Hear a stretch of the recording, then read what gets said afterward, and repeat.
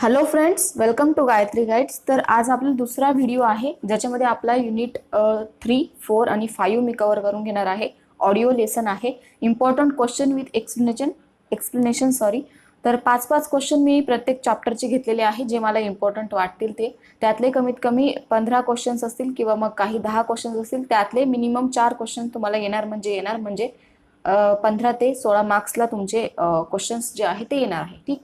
तर आज सुरू करूया. युनिट 3 चा पहिला प्रश्न आहे, माहिती अधिकाराची उद्दिष्टे लिहा. तर माहितीचा अधिकार, मानव हक्क व शिक्षण अधिकार हा आपला थर्ड चॅप्टर आहे. त्यातला फर्स्ट क्वेश्चन आहे. तर काय काय आहे त्याची उद्दिष्टे, तर आपण ती बघूया. बरोबर. सगळ्यात पहिलं म्हणजे काय की माहिती मिळवण्यासाठी व्यवहार यंत्रणा जी असते ती उभी करणं गरजेचं आहे. नंतर आहे नागरिकांचा शासन कारभारातील सहभाग वाढवणं, राज्याच्या कारभारात पारदर्शकता व खुलेपणा निर्माण करणं, राज्य कारभारातील व्यवस्थेला भ्रष्टाचारास आळा घालणं, शासन व्यवस्थेत नागरिकांचे प्रति उत्तरदायित्व निर्माण करणं, प्रगल्भ लोकशाहीसाठी माहितगार नागरिक व नागरिकांचे समूह घडवणं. हे जे आहे ते माहिती अधिकाराची उद्दिष्टे आहे. आज मी जास्त टाइमपास न करता फटाफट जे आहे फक्त तुम्हाला नॉर्मल एक्सप्लेनेशन करणार आहे. ठीक आहे. नंतरचा पुढचा प्रश्न जो आहे तो आहे, शिक्षण हक्क अधिनियम 2009 मधील पालकांची जबाबदारी काय आहे ती स्पष्ट करायला लावलेली आहे तुम्हाला. शिक्षण हक्क अधिनियम आपल्याला माहिती आहे 2009चा, ज्याच्यामध्ये पालकांची जबाबदारी आणि शिक्षकांची जबाबदारी असे 2 पॉइंट दिलेले आहे. त्यातली पालकांची किंवा शिक्षकांची जबाबदारी तुम्हाला विचारली जाऊ शकते. तर ती काय आहे आपण बघूया. मग पालकांची जबाबदारीमध्ये काय येणार आहे, पालकाने आपल्या मुलाला जवळच्या शाळेत दाखल केलं पाहिजे, प्रवेशित करणं गरजेचं आहे. म्हणजे काय की आपल्याला मूल झालं की त्यांना 4, 5, 6 वर्षानंतर त्याला शाळेत दाखल करणं ही पालकाची पहिली जबाबदारी आहे. दुसरं म्हणजे काय की पालकाने प्रत्येक पालक सभा जी असते, ज्याला आपण पीटीएम म्हणतो, पॅरेंट्स टीचर मीटिंग असते, त्यांना उपस्थित राहणं आपली जी काही दैनंदिनी आहे ती दाखवायला पाहिजे. म्हणजे इतर शालेय प्रगती संबंधीचे जे शिक्षकांसंबंधीची चर्चा जी आहे ती पालकांनी केली गेली पाहिजे. नंतर आहे शाळा व्यवस्थापन समितीमध्ये 75% सदस्य हे पालक असल्याची खात्री करावी लागते. नंतर आहे आपल्या बालकांच्या संबंधित माहिती सादर करताना प्रथम स्थानिक प्राधिकरणाकडे मांडावी. यातून समाधान न झाल्यास राज्य बाल हक्क संरक्षण आयोगाकडे तक्रार करता येतं. म्हणजे काय की पालकांनी आपल्या पाल्याला शाळेत घालायचे, त्याची दैनंदिनी विचारायची आहे, त्याचा अभ्यासक्रम किंवा मग त्याचं शिक्षणात कसं आहे, शाळेत कसं आहे, त्या अभ्यासात कसं आहे, या सगळ्या गोष्टी कशाच्या आहे, पालकांची जबाबदारी आहे. पुढचा जो प्रश्न आहे तो आहे, मानवी हक्काची व्याख्या सांगून प्रकार लिहा. मानवी हक्काची व्याख्या काय काय आहे, जवळपास 3 ते 4 डेफिनेशन्स त्याने तिथे दिलेल्या आहे. तर त्या कोणत्या कोणत्या आहे. मानवी हक्क म्हणजे काय की जे मानवामध्ये स्वाभाविकरित्या आलेले आहेत आणि ज्या हक्काशिवाय आपण मानव प्राणी म्हणून जगू शकत नाही. फॉर एक्झाम्पल बोलणं आहे, नंतर काही एखादी गोष्ट मागणं आहे, फिलिंग्स आहे, या गोष्टी फक्त मानव प्राण्यामध्ये आहे, बाकीच्या इतर प्राण्यांमध्ये त्या नाहीये. फिलिंग्स कुठे ना कुठेतरी थोड्याफार प्राण्यांमध्ये असतात, परंतु त्यांच्या फिलिंग्स त्या शेअर करू शकता का प्राणी? नाही करू शकत. ते आपल्याला बोलू शकता की हा मला इथे त्रास होतोय, माझं हे दुखतंय, ते दुखतंय, मी खूप हॅप्पी आहे, मी खूप उदास आहे. तुम्ही सपोज एक गाई आहे, गाईचं जर वासरू असेल ते एखाद्या वर्षाने विकलं किंवा मग लगेचच विकून टाकलं 7-8 महिन्यांनी, तर ती गाय तुम्हाला बोलणार आहे का, हो माझं बाळ तुम्ही विकून टाकलं, मला खूप रडू येतंय, मला खूप दुःख झालंय. तिच्या ज्या फिलिंग्स आहे ती त्या शेअर करू शकत नाही. ते कोण करू शकतं? फक्त मानव करू शकतो. म्हणजे काय की मानवामध्ये स्वाभाविकरित्या आलेले काही हक्क असे आहे की ज्याशिवाय मानव प्राणी हा जगू शकत नाही मानव म्हणून. ते व्ही चंद्रा यांनी अशी डेफिनेशन केली आहे. अजून एक डेफिनेशन आहे जी म्हणजे काय की मानवी हक्क म्हणजे जीवन, स्वातंत्र्य, समता आणि प्रतिष्ठा यांच्या संबोधातील घटनेने संरक्षित केलेल्या किंवा आंतरराष्ट्रीय करार व भारतीय न्यायालयाकडून मूर्त केलेले हक्क आहेत. अजून आहे की व्यक्तीच्या विकासासाठी काही हक्कांना विशेष महत्त्व द्यावे लागते, त्यांनाच काय म्हणणार आहोत आपण? मानवी हक्क म्हणणार आहोत. ठीक आहे. सोपी, साधी, सरळ डेफिनेशन आहे, इझी आहे. मग त्यांची व्याख्या सांगून प्रकार लिहा. त्याचे जवळपास 2 प्रकार पडतात स्थूल प्रकारमध्ये. तर एक आहे ज्याच्यामध्ये आपण म्हणू शकतो की पहिल्या हक्कात सर्वसामान्यपणे नागरी आणि राजकीय हक्कांचा समावेश केलेला असतो, ज्याच्यामध्ये व्यक्तीचे जीवन येतं, स्वातंत्र्य आणि सुरक्षितता असते, गुलामगिरीपासून व्यक्तीची मुक्तता असते, सर्व व्यक्ती कायद्यासमोर समान आहे, व्यक्तीचे संरक्षण असेल, न्याय सुनावणीचा हक्क असेल, मालमत्तेचा हक्क असेल, इत्यादी जे काय आहे ते सगळे फर्स्ट पहिल्या हक्कामध्ये येतात, ज्यामध्ये त्याला आपण म्हणू शकतो की नागरी व राजकीय हक्क. दुसरा जो हक्क आहे त्याच्यामध्ये आर्थिक, सामाजिक आणि सांस्कृतिक हक्क येतो. यामध्ये कामाचा किंवा वेतनाचा, सर्वसाधारणपणे दर्जाचे जे जीवन आहे त्यांचा जगण्याचा हक्क, शिक्षण हक्क असेल, सांस्कृतिक जीवनात मुक्तपणे सहभागी होण्याचा हक्क असेल, कोणाचाही प्रोग्राम असेल, कोणाचं लग्न असेल तर आपण मुक्तपणे सहभागी होऊ शकतो. मानवी हक्काच्या पहिल्या प्रकारात मानवी समता आणि सन्मान यांच्याशी संबंधित हक्कांविषयी बांधिलकी त्यांनी दिलेली आहे. आणि मानवी हक्काच्या दुसऱ्या प्रकारात माणसामधील जो भेदभाव न करता म्हणजे भेदभाव न करून सगळ्या जणांनी समान हक्क त्यांना दिले आहे. अशा प्रकारे त्याचे 2 प्रकार पडतात. ठीक, नंतरचा चौथा प्रश्न आहे तो आहे मनोधैर्य योजनेच्या अंमलबजावणीचे स्वरूप स्पष्ट करा. बरोबर, मनोधैर्य योजना आपल्याला माहिती आहे की जी पॉक्सो आपण त्याला म्हणतो, तर तिचे स्वरूप स्पष्ट करायला विचारलेले गेले आहे. तर ते काय काय आहे आपण बघूया. मनोधैर्य योजना जी आहे ती 2 ऑक्टोबर 2013 पासून लागू झालेली होती. मग याच्यामध्ये काय आहे की जे बलात्कार किंवा बालकांवरील लैंगिक अत्याचार असेल, ऍसिड हल्ला असेल, त्यात बळी पडलेल्या महिला, बालके आणि त्यांच्या वारसदारांना तातडीने आर्थिक मदत आणि मानसोपचार जो असतो त्या तज्ञांची सेवा उपलब्ध करून देणं ह्या मनोधैर्य योजनेचं स्वरूप आहे. नंतर आहे की किंवा मग जे लोक आहे ते म्हणजे जे एखाद्या हल्ल्यामध्ये बळी पडलेले लोक आहेत त्यांना त्यांच्या गरजानुसार निवारा घेणं किंवा समुपदेशन केलं किंवा मग वैद्यकीय मदत देणं, कायदेशीर सहाय्य करणं, अशा प्रकारच्या ज्या काही सेवा आहेत त्या उपलब्ध करून देणं आहे. नंतर आहे की मनोधैर्य योजनेअंतर्गत बलात्कार किंवा मग जे अत्याचारी प्रकरण असेल त्यांना कमीत कमी 2 लाख रुपये देणं गरजेचं आहे. तसंच विशेष प्रकरणामध्ये कमाल 3 म्हणजे जास्तीत जास्त 3 लाख रुपये देणं आहे. ऍसिड हल्ल्यामध्ये जखमी झालेल्या महिलांसाठी किंवा मग बालकांसाठी 3 लाख रुपये देणं आहे. तर बाकीच्या जे काही नॉर्मल जे ऍसिड हल्ले असतात, जखमा झालेले असेल किंवा एखाद्या महिलेला किंवा बालकास फक्त जखम झालेली असेल तर त्यांना 50,000 रुपये देणं सुद्धा सहाय्य आहे. मनोधैर्य योजनेअंतर्गत ज्या व्यक्तींना अर्थसहाय्य मिळणार आहे अशा व्यक्तींना गृह विभाग किंवा अन्य विभागाचे अर्थसहाय्य मिळणार नाही, अशा काही स्वरूप त्यांनी तिथे दिलेलं आहे. बरोबर, नंतरचा पुढचा जो पॉइंट आहे तो आहे मानवी हक्क आयोगाची कार्य स्पष्ट करा. पुढचा जो प्रश्न आहे तो आहे मानवी हक्क आयोगाची कार्य स्पष्ट करायला लावली आहे. तर कार्य काय काय आहे ते आपण बघूया. मानवी हक्क आयोग आपण बघितला. मानवी हक्क आयोग काय काय आहे, त्यांचे विविध स्तर आहे, त्यांचे विविध अधिकार आहे आणि शिक्षण संस्था असेल किंवा मग संरक्षण असेल त्यांचे आणि शिक्षण संरक्षण किंवा शिक्षणाची गरज काय आहे, शिक्षणाची उद्दिष्ट काय आहे, त्यासाठी भरपूर पॉइंट त्यांनी दिले आहे की मानवी हक्कापैकी कोणत्या तरी एका प्रश्नावर तुम्हाला आन्सर जे आहे ते लिहावा लागणार आहे. मानवी हक्क तुम्हाला एक तर त्यांचे कार्य विचारतील, शिक्षणाची गरज विचारतील किंवा शिक्षणाची उद्दिष्ट विचारतील किंवा शिक्षण अधिकार विचारतील, काहीही विचारू शकता. माझ्या IMP नुसार मी सांगते की मानवी हक्क आयोगाची कार्य मी तुम्हाला स्पष्ट केली आहे. बाकीचं सुद्धा तुम्ही प्रिपरेशन राहायचं आहे. फक्त याच्यावरच तुम्ही टिकून राहायचं नाही की मॅडम मी एवढं दिलेलं आहे आणि एवढंच पेपर लिहिणार आहे. ठीक, पेपरला काय येतंय कसं येतंय ते कोणालाच माहीत नसतं. तर त्यामध्ये काय काय आहे, मानवी हक्क आयोगाची कार्य आहे. सगळ्यात पहिलं म्हणजे काय की मानवी हक्कावरती अत्याचार केल्यास त्या तक्रारीची चौकशी करणं. उदाहरणार्थ मानवी हक्कांपैकी कोणत्याही हक्काला बाधा पोहोचणार असेल तर. नंतर आहे की जनतेच्या संरक्षणाकडे किंवा मग जर जनतेच्या संरक्षकाने मानवी हक्कांचे उल्लंघन होत असेल तर त्याचा प्रतिबंध न होत असताना निष्काळजीपणा केल्यास किंवा काही हैगवत केल्यास त्या तक्रारीवरून चौकशी करणं गरजेचं आहे. नंतर आहे मानवी हक्कांच्या कार्यक्षेत्रामध्ये संशोधन हाती घेणं, त्यास प्रोत्साहन देणं गरजेचं आहे. आंतरराष्ट्रीय मानवी हक्क साधने यांचा अभ्यास करणे, निष्कर्ष शिफारसी देणे व त्यांच्या अंमलबजावणीसाठी पाठपुरावा करणे, तसेच संदर्भ ग्रंथाचे वाचन करणं गरजेचं आहे. आणि 5वं म्हणजे काय की राज्य शासनाच्या अधिकारात येणाऱ्या कारागृह व दुसऱ्या संस्थेला भेट देऊन तेथील काळजी, उपचार, सुधारणा किंवा मग संरक्षणाच्या हेतूने राहत असतील तर त्यांच्या राहणीमानाचा अभ्यास करणं आणि त्यांच्या शिफारसी करणं मानवी हक्कामध्ये गरजेचे आहे. ठीक, अशा प्रकारचे जे आहे ते 5 प्रश्न मी इथे सांगितलेले आहे. 5 पैकी कमीत कमी 2 प्रश्न तुम्हाला विचारले जातील बिना काही करता. ठीक आहे, आणि फक्त एवढ्यावरच डिपेंड राहायचं नाहीये. परत सांगते. युनिट 4 मध्ये सगळ्यात पहिला प्रश्न आहे पियाजे यांच्या सामाजिकीकरण प्रक्रियेच्या पायऱ्या स्पष्ट करा.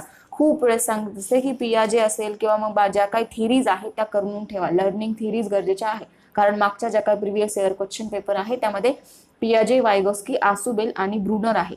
4 लर्निंग थिरीज मध्ये कमीत कमी 2 लर्निंग थिरीज ज्या असतात पूर्ण 8 पेपरमध्ये कुठे ना कुठेतरी विचारलेल्या असतात. ठीक, मग आपण ते ऑलरेडी लर्निंग थिरीज या प्लेलिस्टमध्ये मी डिस्क्राईब केलेलं आहे. ते परवा एक व्हिडिओ पण टाकलेला आहे की कोणत्या कोणत्या प्लेलिस्टमध्ये तुम्हाला काय काय भेटेल. तर पियाजेची जी स्टेज आहे ती थिरी आहे त्यामध्ये तुम्ही ते जाऊन बघायचं आहे. तरी मी एक शॉर्टकट पियाजेच्या 4 पायऱ्या आहेत त्या सांगून देते. त्यामध्ये पहिली आहे संवेदनकारक अवस्था, पूर्वक्रियात्मक काल आणि वास्तव क्रिया आणि औपचारिक क्रिया. त्यांच्यामध्ये त्यांचा जन्मापासून 2 वर्षापर्यंत काल आहे संवेदनकारक मध्ये, पूर्वक्रियात्मक मध्ये वयाच्या 7 वर्षापर्यंत आहे, वास्तव क्रियामध्ये 7 ते 12 वर्ष आहे, औपचारिक क्रियामध्ये 12 ते 18 वर्ष आहे. बरोबर. अशा प्रकारचे पीएचच्या सामाजिकीकरणाच्या प्रक्रियेच्या पायऱ्या आहेत. नंतरचा पुढचा जो पॉइंट आहे तो आहे काल आणि आजचे बालपण स्पष्ट करायला लावलेलं आहे. काल आणि आजचं बालपण कशा प्रकारे असणार आहे, किंवा मग काल काय काय होतं, आज काय काय होतं. काल काय होतं की इंटरनेटच्या सुविधा नव्हत्या, त्यामुळे मुलं काय होतं बालपणामध्ये रमून जायचे, जमून जायचे है ना. आणि आज काय झालं, इंटरनेटमुळे बालक काय करतंय, घर सोडत नाही, आपल्या घरात फक्त ते मोबाईल घेऊन बसतं आणि त्याचा दिमाग जो आहे तो फक्त तेवढाच चाललेला असतो. बरोबर. नंतर अजून बाकीच्या आहे की काल पूर्वी म्हणजे काय की teacher teach Latin to John, म्हणजे काय की याचा अर्थ असा की शिक्षकाच्या प्रक्रियेत शिक्षकाला जास्त महत्त्व दिले जायचे. बरोबर. आणि विषयालाही महत्त्व दिले जायचे. ज्या जॉनला शिकवायची आवड निवड असते किंवा क्षमता, पात्रता, योग्यता, गरजा यांचा फारसा विचार त्यामध्ये केला जात नव्हता. परंतु आज अशी परिस्थिती निर्माण झाली आहे की विद्यार्थ्यांचा सुद्धा विचार जो आहे तो केला जात असतो. ठीक आहे. म्हणजे काय की क्रमित पुस्तके असेल किंवा मग एखादी गोष्ट असेल, शाळेत शिक्षक सांगतील ते आणि तेच प्राथमिक शाळेतील मुलांनी करायचे. म्हणजे काय की हाताची घडी तोंडावर बोट असलं की तेवढंच करणार. आताचे विद्यार्थी काय झालंय की हात आणि मन यांचा समन्वय जो आहे, डोळे, हात आणि मन यांचे खटपट कुठे ना कुठे चालू असते. म्हणून काय की जोडणी, मोडणी अशा प्रकारच्या भरपूर कृती ज्या आहेत त्या घडत असतात. मग आज काय झालंय की जसं की पहिलं काय व्हायचं की छडी लागे छमछम विद्या येई घमघम हा. आणि आजच्या RT 2009 नुसार काय की विद्यार्थ्यांना तुम्ही मारू शकत नाही बिना किसी कारण, काही कारणाचं, आणि काही रिझनही असेल तरी तुम्ही मारू शकत नाही. पहिले काय व्हायचं की काही छडी लागे छमछम म्हणजे काय की काही विद्यार्थी चुकले की सर चांगली जोरात छडी मारायची ना, आणि मारलं की ते लगेच दुसऱ्या दिवशी लक्षात राहायचं. आज विद्यार्थ्यांना तुम्ही मारूच शकत नाही, तर त्यामुळे विद्यार्थी काय झालेले आहे, त्यांचं जे काय झालं आहे म्हणजे त्यांची जी शिकण्याची क्षमता असते ती कुठे ना कुठे कमी झाली आहे. म्हणजे काय की आपल्या मुलांचं स्वाध्याय जे आहे ते आपण करून घेणं गरजेचं आहे पालकांनी आजचं जे बालपण आहे त्यामध्ये. कारण शिक्षकांना विद्यार्थी काय करतात की शिक्षक विद्यार्थ्यांना मारू शकत नाही, त्यामुळे विद्यार्थी शाळेमध्ये व्यवस्थित अभ्यास करत नाही, आणि केला तरी कसा, आज केलाय उद्या नाही. ठीक. त्यामुळे पालकांनी यामध्ये मुलांना वेळ देऊन काही गोष्टी करून घ्याव्या लागणार आहे. अशा प्रकारचा कालचा आणि आजचा बालपणचा डिफरन्स जो आहे तो विचारला जाऊ शकतो. नाही काही तर काल किंवा आज दोघांपैकी एकाचा तरी विचारलं जाऊ शकतं. ठीक. नंतर आहे संस्कृती आणि सामाजिक ऐक्य यांचा परस्पर संबंध स्पष्ट करायला विचारलं जाऊ शकतो की संस्कृती आणि सामाजिक ऐक्य काय काय आहे, तर ते आपण बघूया. संस्कृती आणि सामाजिक ऐक्य काय आहे की आपण संस्कृती आधीच बघितलेलं आहे की संस्कृती म्हणजे काय काय आहे आणि संस्कृती कशी असेल, त्याची आर्थिक भिन्नता काय आहे, सामाजिक भिन्नता काय काय आहे, ते सगळं आपण बघितलेलं आहे. मग त्याच्यामध्ये आपण संस्कृती आणि सामाजिक ऐक्य म्हणजे संस्कृती काय आहे आणि समाजामध्ये आज कशा प्रकारे त्याचं जोपासना केली जाते हे त्यामध्ये दिलेलं आहे. बरोबर. सामाजिकीकरण हे एक तत्व आहे, मग ही एक प्रक्रिया आहे व्यक्ती आणि समाज यांच्यामध्ये घडणारी. मग ती काय जी प्रक्रिया आहे ती कशी आहे, परस्परावलंबी आहे. मग सामाजिकीकरणामुळे व्यक्ती एक जबाबदार नागरिक बनते. मग समाजाचे त्याचे रीतिरिवाज असेल, मान्यता असेल, काही इतर व्यक्ती सुद्धा त्या काय करत असतात, स्वीकारत असतात. मग व्यक्तीच्या सामाजिकीकरणाचा प्रारंभ कुठून होत असतो, त्यांच्या कुटुंबापासून होत असतो. मग पालकांकडून प्रेम असतं, कौतुक असेल, आनंद असेल, या भावना ज्या असतात त्या मिळत असतात विद्यार्थ्यांना. व्यक्तीच्या सामाजिक आणि मानसिक विकासाला ते स्थैर्य मिळत असतं. कुटुंबाची जी प्रतिष्ठा असते ती मिळत असते. बरोबर. मग त्याच्यामध्ये काय होतं की ती व्यक्ती काय होतं, ती आनंदाने राहत असते. परंतु संस्कृती म्हणजे काय की जेव्हा तुम्ही समाजाची संस्कृती ही एक अमूर्त बाब आहे, आपल्याला माहिती आहे. म्हणजे काय की डोळ्यांना न दिसणारी पण विचारांना आकलन होणारी सृष्टी म्हणजे संस्कृती होय. आपण ऑलरेडी मी डिस्कशन केलेलं आहे. बरोबर. कालच्याही एका व्हिडिओमध्ये मी केलेलं आहे की सामाजिक नीती नियम असेल, चालीरीती असेल, आचार विचार असेल, माणसांच्या भावभावना असेल, वर्तनांचे निकष असेल, राहणीमान असेल, या इत्यादी ज्या काय संकेत असतील ते सगळे संस्कृतीमध्ये समावेश होत असतं. मग यातून समाजाच्या संस्कृतीचे हे व्यक्त स्वरूप जे असतं ते आपल्याला दिसून येतं. मग भौगोलिक परिस्थितीमुळे विविध प्रांतांतील लोकांचे जीवन कशा प्रकारे वेगळे आहे ते दिसून येतं. मग जशी काय की खेड्याकडे गेलं तर तुम्ही त्यांचं लवकरात लवकर स्वयंपाक असेल, जेवण असेल, रात्री 7-8 वाजेपर्यंत जेवण करून ते झोपी जातात. शहरात 7-8 वाजेपर्यंत ऑफिसमध्येच असतात लोक, हे ना. अशा प्रकारचे जे आहे ते जीवन जे आहे आपल्याला दिसून येत असतं. बरोबर. मग विविध प्रांतातील विविध संतांनी लोकशिक्षणाचे कार्य केलेलं आहे. मग सांस्कृतिक ऐक्य असेल, समाज ऐक्य असेल, त्यातून काय झालं ते निर्माण होत गेलं.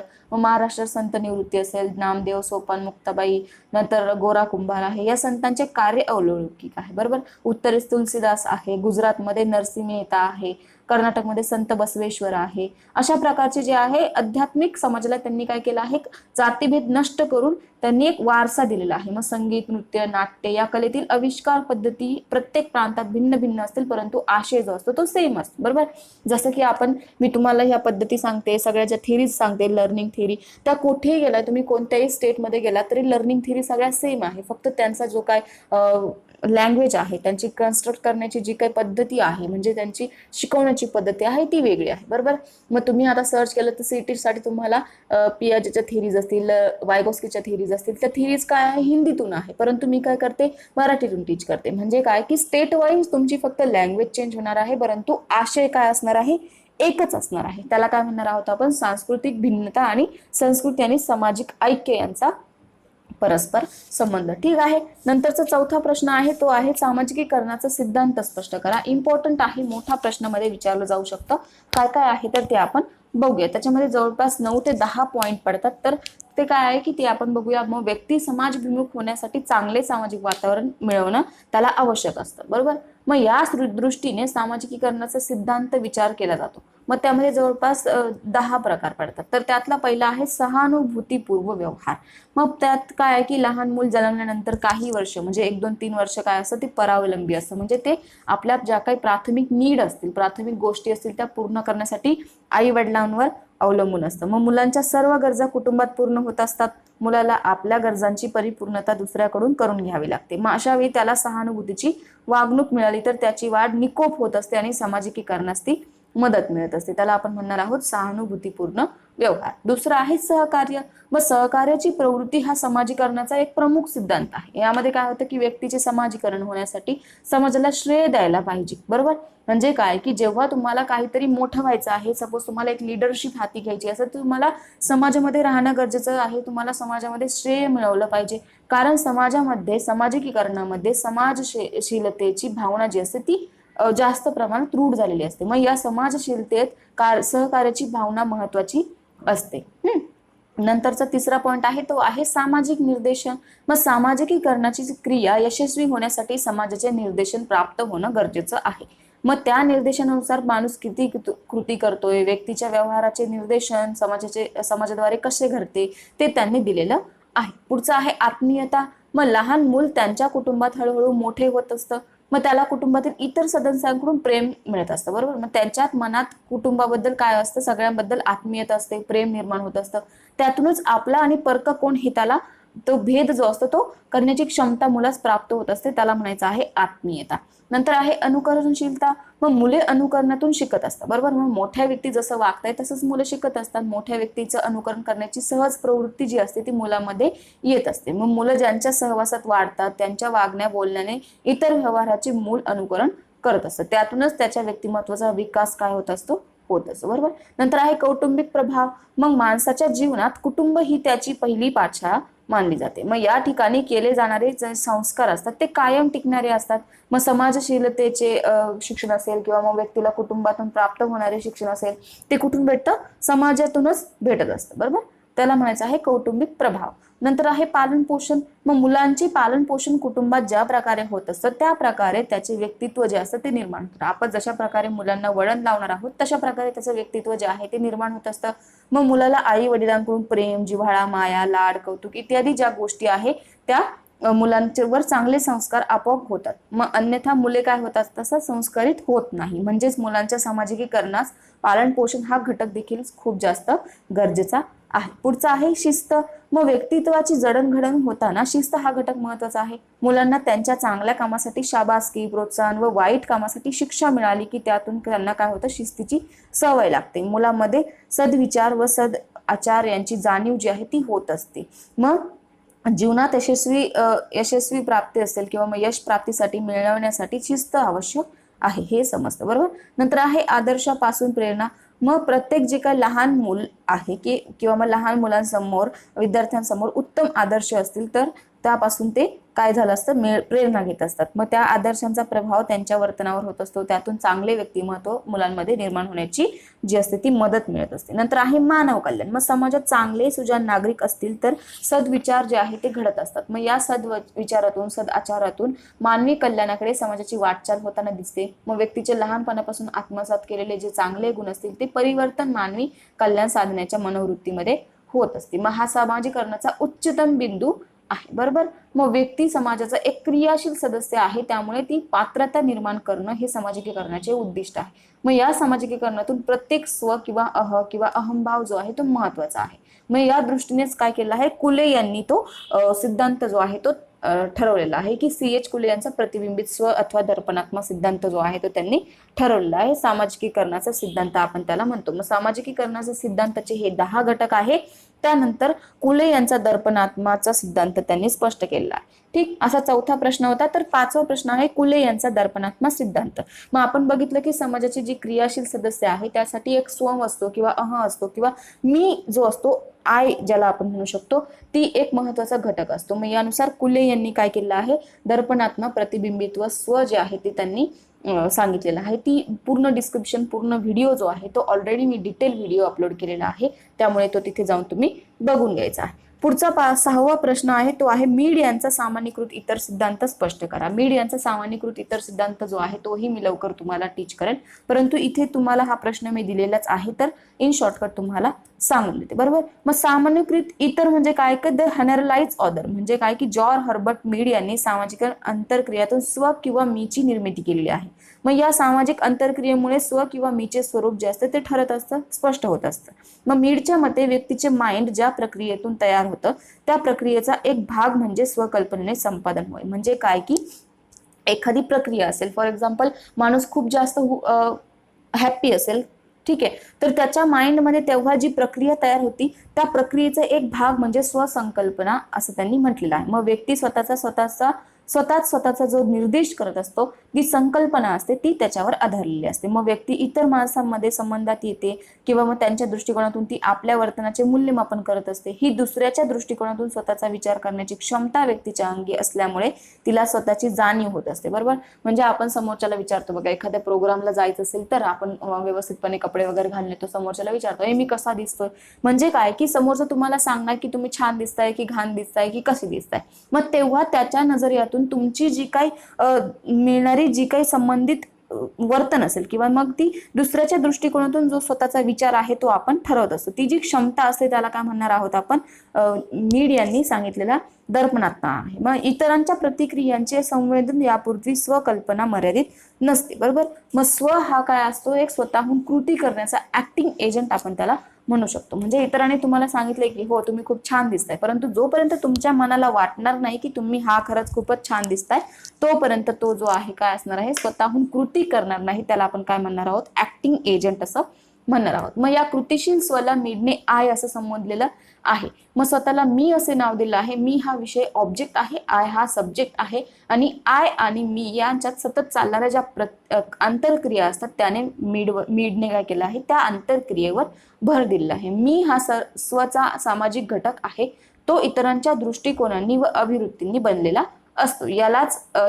याला प्रतिक्रिया करणारा तो आय घटक आहे. मग आय हा व्यक्तीच्या वर्तमान काळातील कृतीचा निर्माण करणारा घटक असतो. मग ही जी कृती असते ती व्यक्तीवर मीचा प्रभाव पाडते. म्हणजे काय की मी आणि आयचा जो संबंध आहे तो स्व जो आहे तो बनलेला असतो असं त्यांचं म्हणणं आहे. मग मीडने सामाजिक स्वला सामान्यभूत किंवा सामान्यीकृत इतर अशी संज्ञा वापरलेली आहे. बरोबर.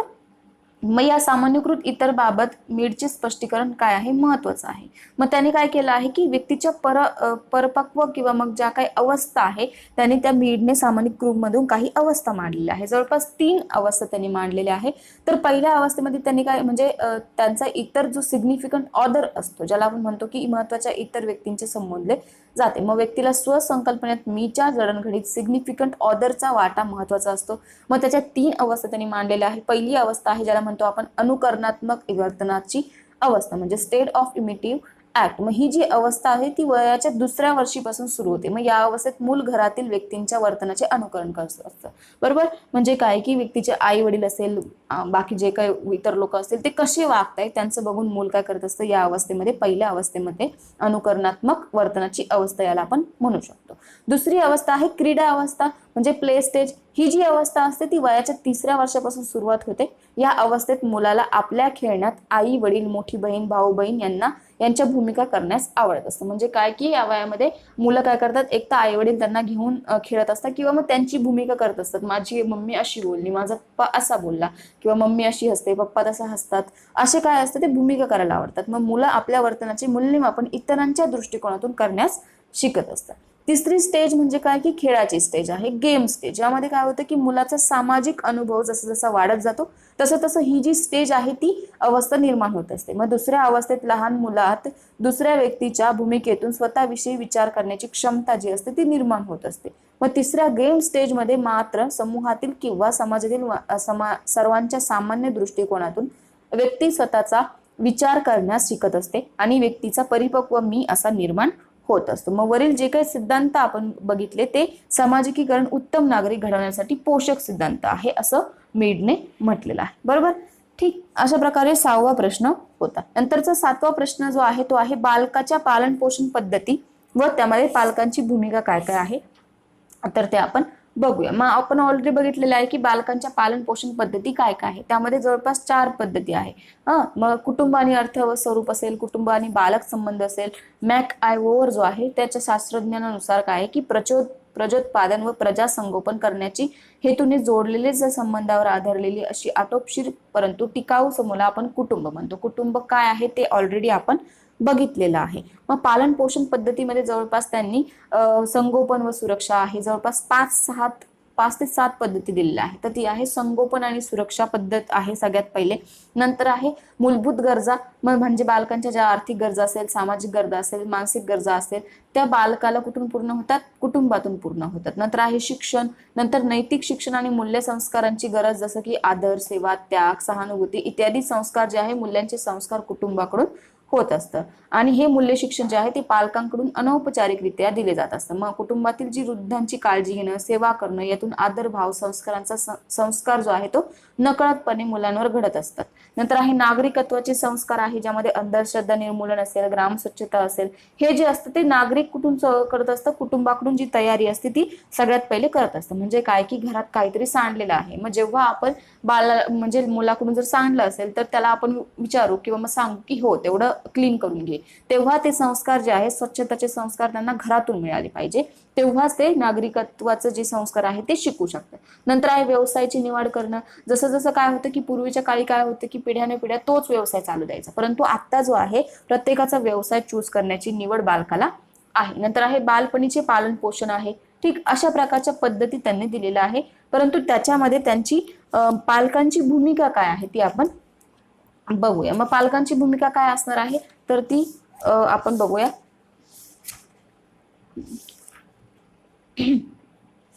कुटुंब असेल किंवा मग कुटुंबातल्या ज्या काही भूमिका असतील किंवा मग व्यक्तीचा जन्म असतो तो कुटुंबात होत असतो. मग कुटुंब ही व्यक्तीची पहिली पाठशाळा असते. बरोबर, चॅरिटी बिगिन्स ॲट होम, म्हणजे काय की अशा शब्दांत कुटुंबाचे व्यक्ती जीवन जे असतं ते वर्णवलेलं असतं. मग ज्या कुटुंबात बालकांवर उत्तम संस्कार घडतात त्या बालकांचा विकास हा काय होत असतो, उत्तम होत असतो. मग त्यांचे चांगले वळण त्यांना लागत असते, त्यांचे व्यक्तिमत्व चांगले असते, सुसंस्कृत कुटुंबात शिस्तीचे धाकटपणा जो असतो तो नसतो, हुकुमशाही नसते, कुटुंबात खेळीमेळीचं वातावरण असतं, आवड निवड विद्यार्थ्यांची किंवा मग पालक काय करतात, मुलांच्या वागण्या बोलण्याकडे लक्ष देतात, सवंगडीकडे लक्ष देतात, फ्रेंड्सकडे लक्ष देतात. ह्या सगळ्या गोष्टींकडे पालकांनी काय केलं पाहिजे, लक्ष दिलं पाहिजे. त्यांच्या पालन पोषणाच्या ज्या पद्धती आहेत त्या व्यवस्थितपणे त्यांनी हँडल केल्या पाहिजे. अशा प्रकारचं तुम्ही त्यामध्ये लिहू शकतात. बालकाच्या पालन पोषण पद्धतीमध्ये काय काय गरजेचं आहे, त्यांना खेळणं गरजेचं आहे, त्यांची फ्रेंड सर्कल असेल, त्यांची संस्कृती असेल, त्यांना संस्कार असेल, ते सगळ्या गोष्टी तुम्ही त्यामध्ये लिहू शकता. ठीक, नंतरचा युनिट 5 आहे, त्यातला फर्स्ट क्वेश्चन आहे सामाजिक स्तराचे स्वरूप स्पष्ट करा. तर ते काय आहे आपण बघूया. सामाजिक स्तराचे स्वरूप. तर प्राचीन काळापासून आधुनिक काळापर्यंत समाजात अनेक प्रकारचे स्तर जे आहे ते आपण आढळून आले. मग सामाजिक स्तर ही संकल्पना आहे, त्या आधारे समाजाचा अभ्यास करणं शक्य असतं.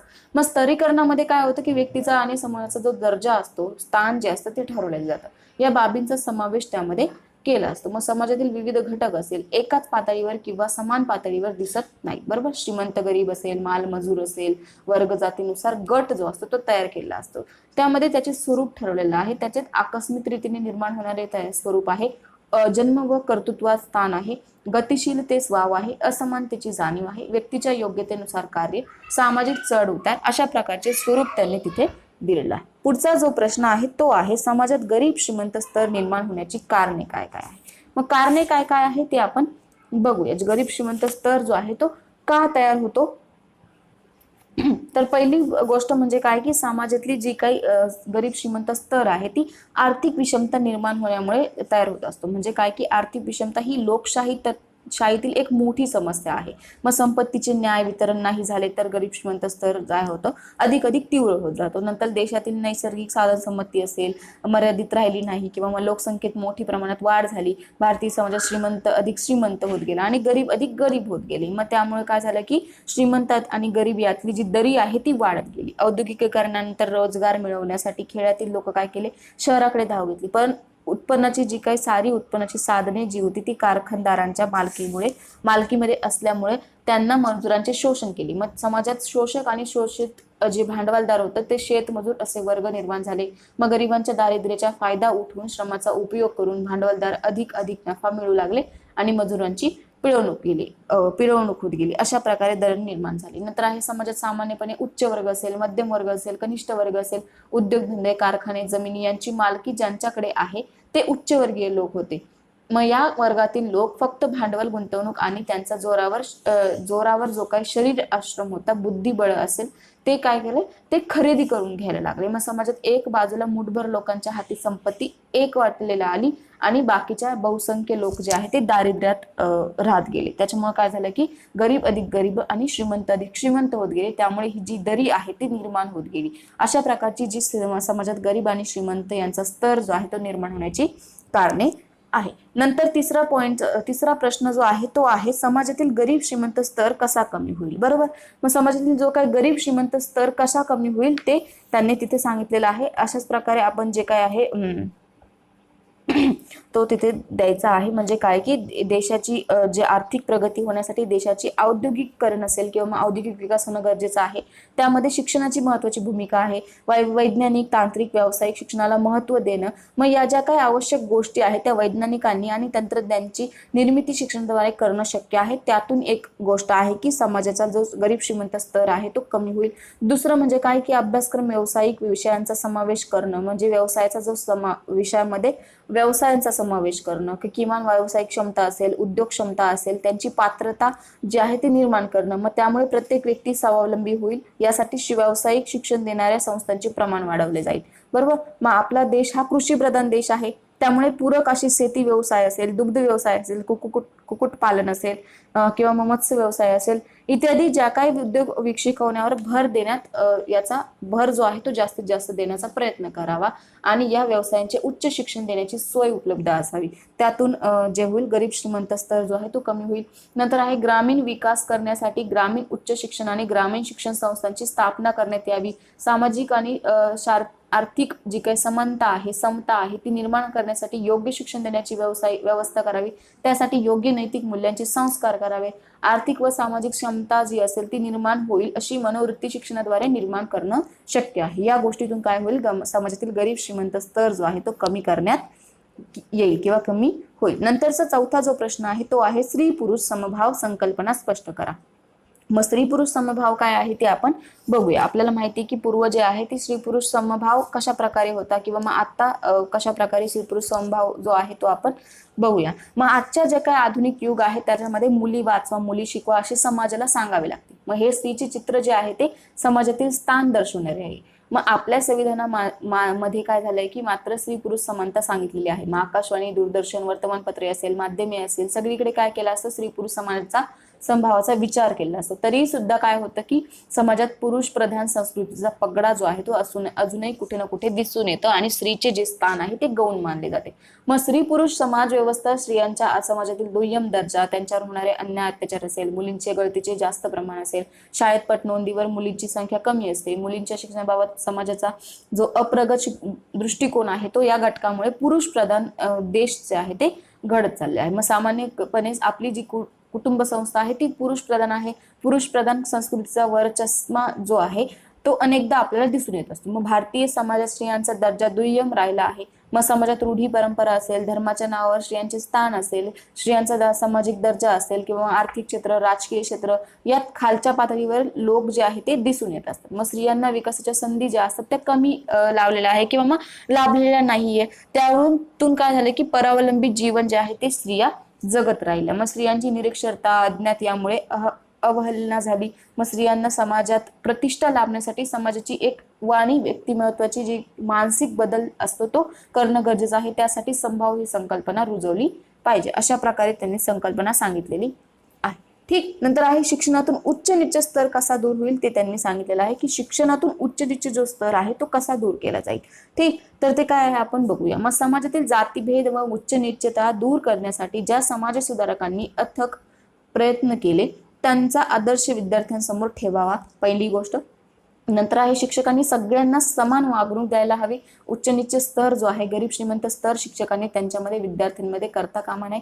नंतर तिसरं आहे विद्यार्थ्यांतील उच्च नीच भावना दूर करण्यासाठी सर्व विद्यार्थी एकत्रित येऊन काम करतील अशा प्रकल्पांचे व कार्यक्रमांचे आयोजन करायला हवे.